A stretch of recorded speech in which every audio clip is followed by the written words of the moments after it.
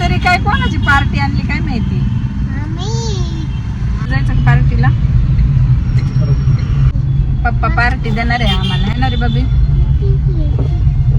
तुला काय कशाची पार्टी पाहिजे? चॉकलेटची, आईस्क्रीमची, का जेवणाची, का हॉटेलची, का पाणीपुरीची? पाणीपुरीची पार्टी पाहिजे.